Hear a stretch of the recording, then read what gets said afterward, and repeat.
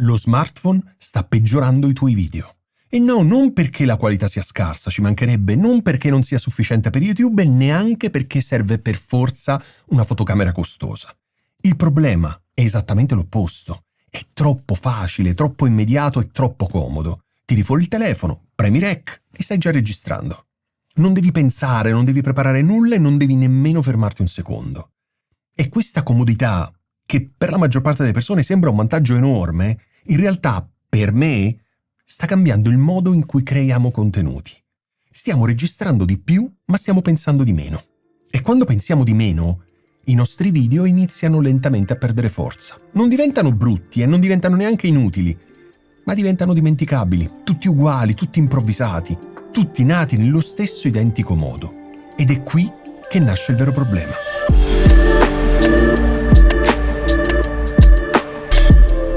In questo video voglio dirti una cosa che può sembrare controintuitiva. Non è vero che meno attrito significa contenuti migliori. Spesso è l'opposto. Un minimo di attrito migliora la qualità, perché ti costringe a fermarti, a selezionare e a pensare. Lo smartphone invece elimina completamente questa fase. E senza quella fase i tuoi contenuti diventano sempre più automatici, sempre più veloci, sempre più superficiali. Non è un discorso tecnico, non è una guerra tra smartphone e fotocamere, è un discorso mentale. È il modo in cui uno strumento cambia il tuo comportamento e il tuo comportamento cambia direttamente la qualità dei tuoi video. Prova a pensarci. Prima di usare lo smartphone, registrare anche un video aveva un piccolo rituale, anche se semplice. Dovevi prendere la fotocamera, metterla su un tavolo o su un treppiede, controllare l'inquadratura, magari collegare un microfono. Non era complicato ovviamente, non era nemmeno lento. Ma c'era un momento di passaggio, un piccolo spazio tra l'idea e la registrazione. Ed è proprio in quello spazio che nasceva la qualità. Perché in quei pochi passi, in quei pochi secondi, ti facevi delle domande. Vale davvero la pena registrare questo video? Che cosa voglio dire esattamente? Come voglio dirlo? Inizio subito? Faccio una pausa? Riformulo? Senza accorgertene, stavi già migliorando il contenuto. Oggi quello spazio non esiste più. L'idea nasce e un secondo dopo stai già parlando. Non c'è tempo per selezionare e non c'è tempo per filtrare. E non c'è neanche tempo per pensare. E se non c'è tempo per pensare, registri tutto. Qualsiasi cosa diventa un contenuto, qualsiasi pensiero diventa un video, qualsiasi intuizione diventa una pubblicazione.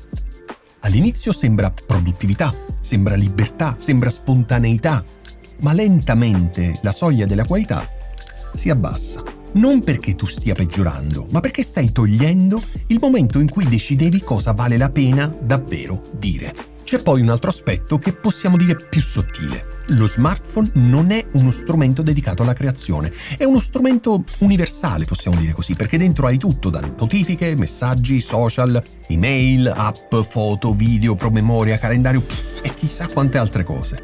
Stai registrando un video e nello stesso momento quel dispositivo contiene qualsiasi altra cosa.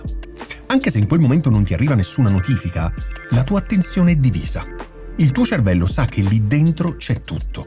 Sa che puoi interromperti in qualsiasi momento. Sa che puoi controllare qualcosa, sa che puoi distrarti. È una distrazione invisibile ma reale. Una camera dedicata, invece, fa solo una cosa. Quando l'accendi, stai registrando, non stai scrollando, non stai leggendo, non stai rispondendo. Sei lì. E questa presenza si vede nel modo in cui parli. Ma il punto importante dal mio punto di vista è ancora un altro. Quando usi lo smartphone inizi a registrare senza intenzione. Non scegli più i momenti, non selezioni più le idee, non costruisci più il contenuto. Registri perché puoi farlo, non perché vale la pena farlo. E secondo me questa è una differenza enorme, perché su YouTube non vince chi registra di più, vince chi pubblica contenuti con più intenzione. E l'intenzione nasce sempre da una scelta. Lo smartphone invece riduce la distanza tra idea e registrazione e la riduce a zero. E quando quella distanza è zero, la selezione scompare. Succede la stessa cosa con le foto. Quando fai 1000 foto non ne ricordi nessuna. Quando invece fai pochi scatti, ogni immagine ha un peso diverso. Lo smartphone ti spinge a registrare tutto. Una fotocamera invece ti spinge a scegliere. E scegliere esattamente quello che migliora i tuoi contenuti. Non la qualità tecnica, non l'attrezzatura, non la luce, la scelta, il filtro, l'intenzione. C'è anche un altro effetto che spesso non si considera. Quando registri sempre con lo smartphone, il momento della creazione si confonde con il resto della tua giornata. Non c'è separazione. Stai lavorando, rispondi a un messaggio, apri Instagram, poi registri un video. Tutto nello stesso flusso, tutto nello stesso dispositivo e tutto nello stesso contesto. Quando invece usi uno strumento dedicato, anche semplice, stai entrando in una modalità diversa. Stai dicendo al cervello, adesso sto creando. È un passaggio mentale, non è tecnico, ma cambia completamente l'approccio. Sei più concentrato, più presente e più intenzionale. Questo non significa che lo smartphone sia sbagliato, significa che usarlo per tutto è il vero problema. Quando uno strumento diventa universale, smette di essere intenzionale, e i contenuti intenzionali sono quelli che funzionano davvero su YouTube.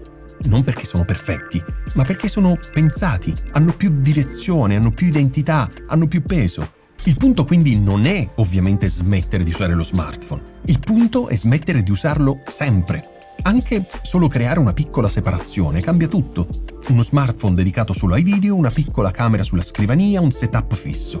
Qualsiasi cosa che introduca una distanza tra il telefono e la creazione.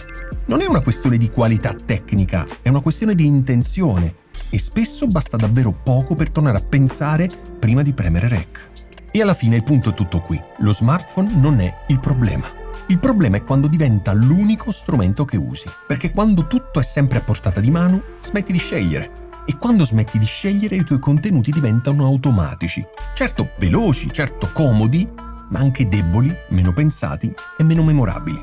A volte basta davvero poco per cambiare tutto, anche solo il separare il momento in cui registri dal momento in cui usi il telefono. Anche solo introdurre un minimo di attrito, perché è proprio quell'attrito che ti costringe a fermarti, a pensare e a decidere quello che stai per dire e se vale davvero la pena di fare un video. Ed è lì che nasce la differenza tra chi pubblica tanto e chi costruisce contenuti che restano. Sono però curioso di sapere una cosa. Tu, come registri di solito? Utilizzi sempre lo smartphone? Utilizzi sempre una fotocamera? Scrivimelo nei commenti, perché secondo me questa è una di quelle abitudini che cambia completamente il modo in cui si creano contenuti, ma quasi nessuno se ne accorge. E se ti interessa questo tipo di riflessioni, quelle meno tecniche potremmo dire, ma più strategiche su come migliorare davvero i tuoi video, iscriviti al canale, perché nei prossimi video voglio continuare proprio su questa linea. Meno attrezzatura, più intenzione e soprattutto meno automatismi e più scelte consapevoli.